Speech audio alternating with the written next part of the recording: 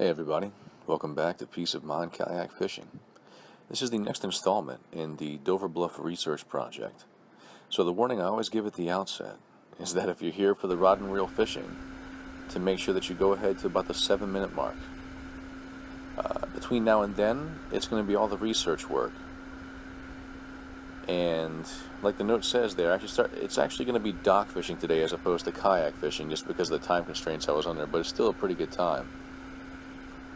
Now, this is our ride out in the morning. Now, as I've said before, this is essentially a college research project to survey the flora and fauna in the area of the Dover Bluff community, which is in the Satilla River estuary on the coast of Georgia.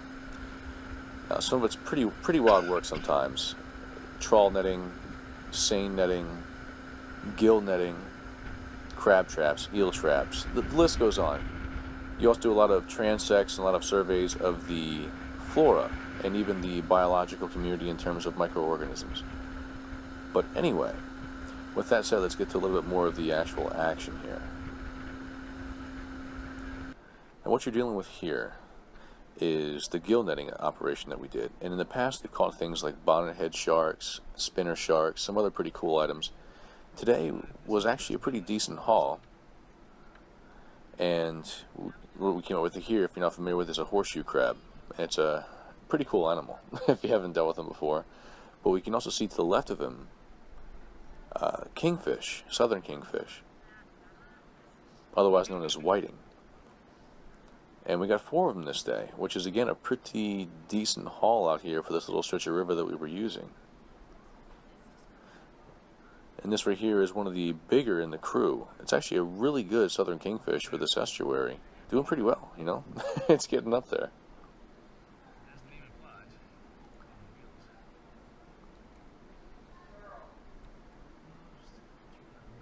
And again, I was out here with a bug hood on, because the biting gnats were not as bad as last time, but they were still there. Yes, it's the only thing about gill netting.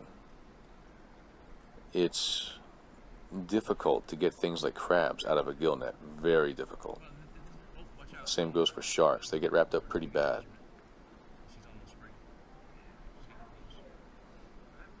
But yes, the horseshoe crabs are not actually kept for research. We keep blue crabs, some other types of species, but not the horseshoe crabs.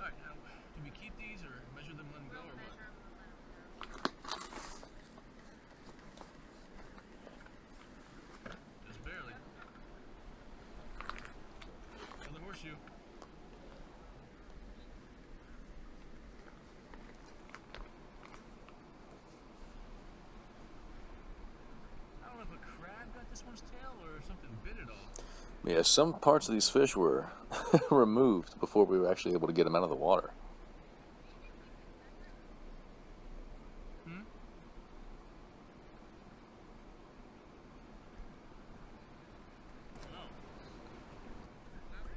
And this horseshoe crab here is the smaller of the two. You get a good look at her underside in a moment, but she has a massive barnacle next to her tail. Massive barnacle.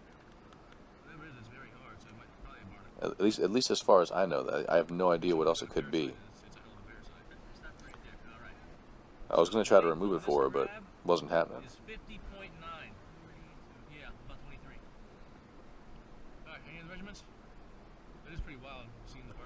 But if you see the underside here, you can see why I was being kind of ginger or very careful with removing the net from her underside, because her pincers per capita are not as strong as are a blue crab's, but there's also 8 of them, I want to say, on her underside, and they're all fairly sizable. You can see them right there. I don't want to play with them. I do not want to get my hand in there.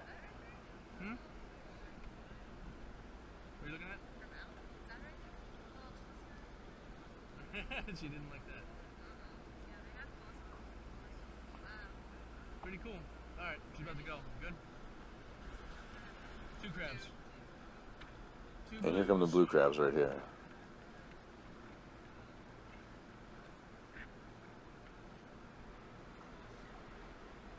And again, these are some some fairly small blues here. Yep, In the second traps that we put out, which I didn't catch on video this time, the traps we get to put out, we'll catch those crabs that are 6, 7, 8 inches or more across. Those are big blues. male.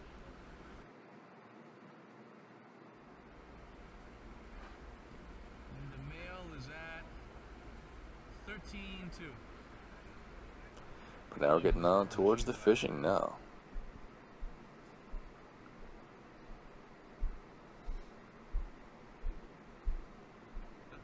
Fish right there. I don't know, man. I'm feeling pretty good.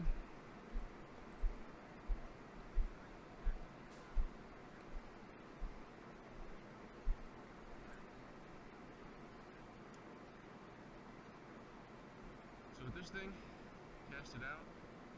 Once it hits, let it sit. Twitch, twitch, twitch, and let it sit for about a count of 5. Okay. There you go. But the basic rig, I'll explain it verbally, even though I had that note up there. What I'm throwing right now has a bobber on top with beads. Yeah, I missed my first one of the day. It has beads on it Use your hand and manually. that make noise to attract the fish from the float, I really need some. with about a 3.5 foot leader with an artificial shrimp hanging down from the bottom. Reel up your slack. You want to have a pretty tight line. And it's just a twitch, twitch, pause, Basically twitch, twitch, pause. and then you let it sit for about 5 seconds. But like that note said, this shoreline is just fantastic. Well, yeah, I wasn't hooking them like I wanted to this morning. I wasn't paying attention. I do. I was just thinking about my next move, like, what am I gonna do next? You know, did I just feel pull on my line? And by then it was too late to set the hook. What an idiot. Son of a gun. You can see those biting gnats buzzing around right now. Later on in the day, the wind would put them down a little bit, but right now they're flying around pretty good. Ooh, he hit it. Well, there's some fish moving, that's for sure. Yeah, the action was there, but I was not putting hooks to them. That changes soon, though. It changes soon.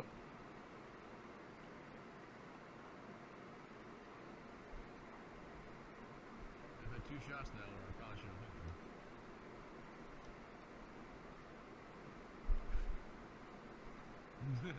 them. Anytime you can see those little points come out off the shoreline. Those points are dynamite. Because keep in mind, if you're not familiar with Got you that time. tidal water, there we Feels go. good, too. It's a nice trout. Yeah, good trout. If you're not familiar with tidal water, it's always moving in or out unless you're at the bottom of low or the top of high tide. When I pull him up here. Yeah, that's a good trout, man. So it creates currents and eddies in all those points. Look at that. Yeah, that might be one of the biggest trout I've caught on here yet. That is a nice fish, dude. And this one was about 17 inches long, Thank you. or a little more than that actually. Not real long, but had real nice thickness to her. Keep an eye on her for me. I always forget to bring the bucket out, man.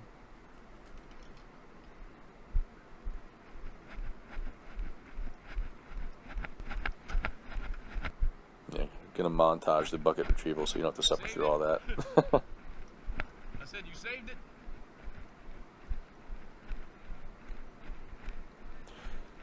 And if you're wondering what that crane is out straight ahead, they're actually doing repairs on this dock right now.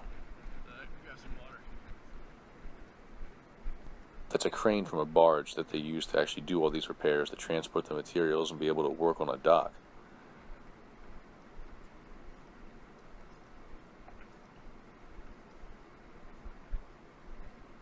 In she goes. Yeah, Nick was holding her for me right here so she couldn't flop back into the water while I was getting the bucket. Whew. All right, we got one.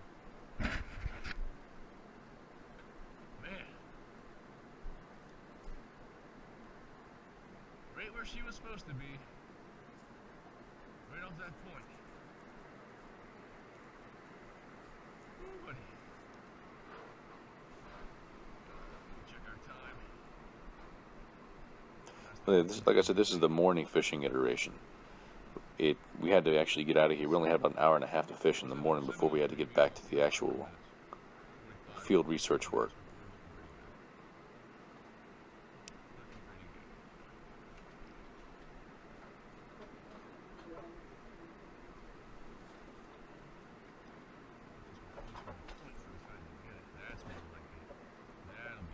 Yeah, just look at that. Gorgeous, gorgeous water. That's where those trout will sit and ambush fish as they come by. Or drive them up onto the point and they'll smash them.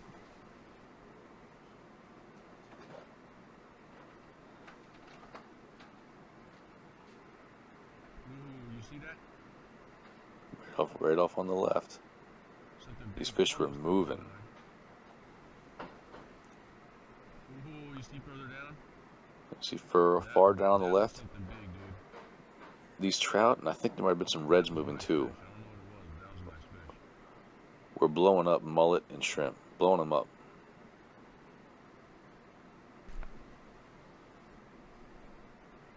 That's about all I can get out of it. But I just couldn't quite reach him. I'm gonna have to walk down that shoreline. And I've walked down the shoreline a couple times. Oh, man, he had you. And now Nick just missed one right here. Which is, you can't see the float right there. It's down right now. You'll see him pull it back up in a minute, but he wasn't paying attention. He was watching me. Because it's usually me catching all the fish. He had you. Yeah, like I said, I've walked the shoreline a bunch of times. Never caught one from the shoreline. Never have. That's what we're looking for.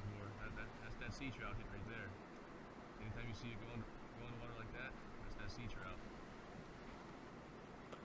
But here, this is later in the day. You just saw a small trout jump right there.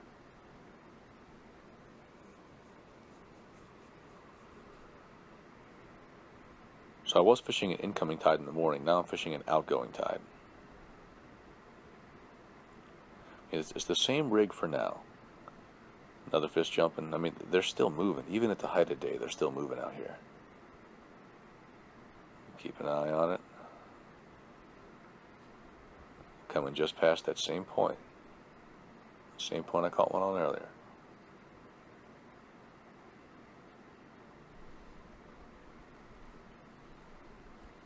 Now this time it's just a little guy. I ended up throwing this one back. She's probably about 11 or 12 inches or so. But I just love sea trout fishing. Their hits are just so vicious.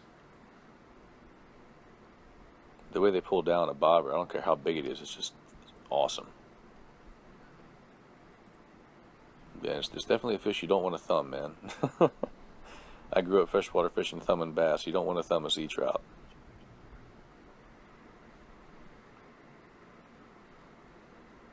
Pretty little fish, though. And get on back there and grow bigger. Now, look closely. What I'm putting on here is a shad assassin saltwater on a jig head. Pretty big. It's at least a 3/8 or half an ounce jig head. Because, like I said, I'm fishing tidal water.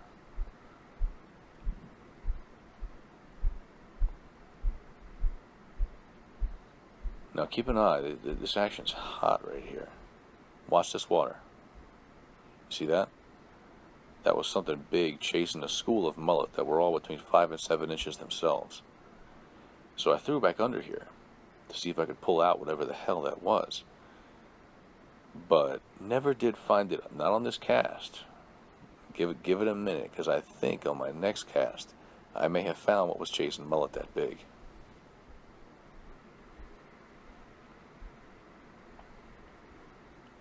I'm casting in between the dock itself and the barge that's being used to repair the dock. Now I'm trying to drop down to the bottom. You can see some interruption right about here. Fish on. Fish on. Feels good. Feels real good. Oh, it's in there. Giant trout. Oh my gosh, it's a big trout. Oh my gosh, it's a big trout. It was so big I thought it was a red. 4-pound test. Oh man. I gotta get her through all that stuff in the oyster beds. This is a big trout. A big trout. Look at the size of her. That's an 18 or 20 inch trout.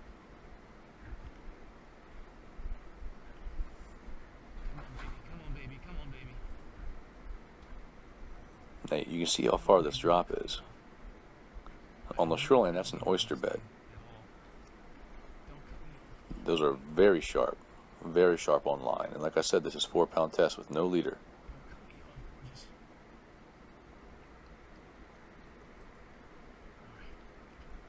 Keep it right there. Oh, jeez. Here it goes. Sometimes you gotta do what you gotta do.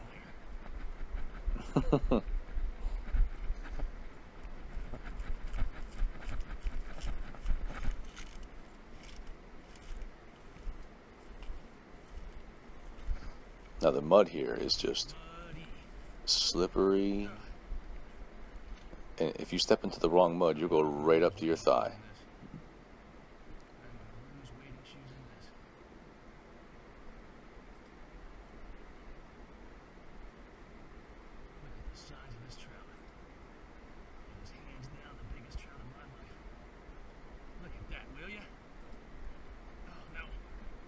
Yeah, that's a personal best trout right there.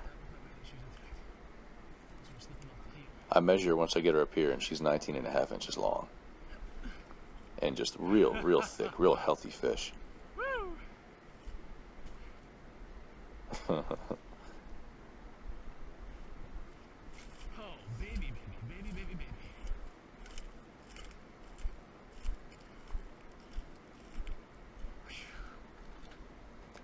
I'd have to estimate her around high 2s or low 3 in terms of weight. Real nice fish. What a sea trout. Watch the side over here. You'll see the thickness to her. Look at that.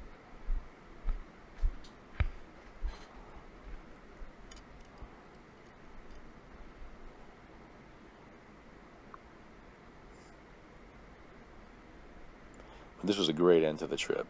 I took a few more casts after this, but didn't get anything else. But next time with this new tactic, just fishing the water column free without a bobber, with that, 3-4 inch paddle tail electric chicken shad assassin mullet. Oh man, I'm all about it next time. But that's it for this time. I'll be heading back down in about another week, so if you like what you saw, there's more to come. I'll take my kayak next time, and so feel free to subscribe. And shout out to the Dover Bluff community again, because they take excellent care of us and take us out on boats to go do this work. And like I said before, I'd pay to do that kind of stuff. And thank you to Dr. R, who leads the team. So thanks for watching, and have a good one.